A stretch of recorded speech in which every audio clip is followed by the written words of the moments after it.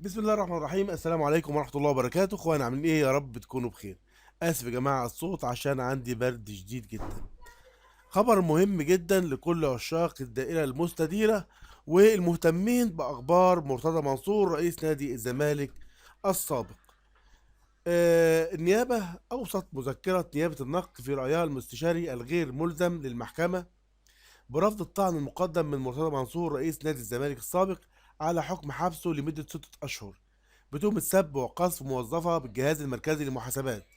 وكان قد تقدم مرتضى منصور بطعن رقم كذا لسنة 93 قضائية على حكم حبسه واجب النفاذ، إلا أنه لم يتقدم لتنفيذه حتى الآن، ليوضح المصدر أن رأي نيابة النقد يتضمن سقوط حق مرتضى منصور في الطعن على الحكم حال عدم تسليم نفسه للأمن أو المحكمة في أول جلسة لنظر الطعن والمقرر لها يوم 17 فبراير المقبل.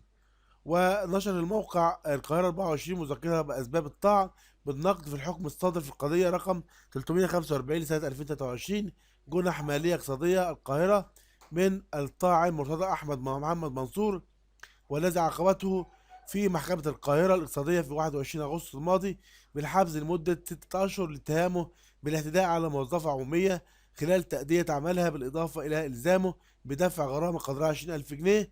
وجاء في السبب الثاني عشر من أسباب الطعن على حكم حبس مرتضى منصور بطلان الحكم المطعون عليه لاستناده على أمر إحالة وقرار اتهام محامي الطاعون ضدها الذي أضاف جرائم نسبها للطاعن لم يتضمنها توكيل الخاص.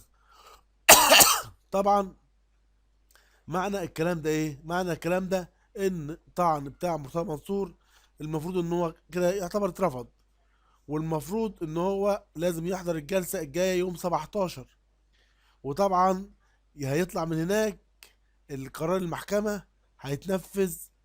لو قرار المحكمة خلاص هيكون مرتضى منصور خلاص، يعني ايه؟ المفروض ينفذ ال6 أشهر. لكن برضو في ناس بتسأل، هو مش في حكم قضائي بحبس مرتضى منصور سنة مع إيقاف التنفيذ؟ فاحنا عايزين نفهم ايه اللي هيحصل الفترة القادمة. وطبعا احنا متابعين أول بأول ومع حضراتكم أول بأول.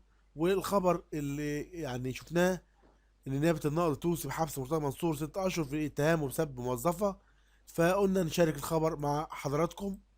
وكنت حابب استرسل مع حضراتكم، لكن يعني الصوت والبرد فاعذروني، انا اسف جدا يا جماعه.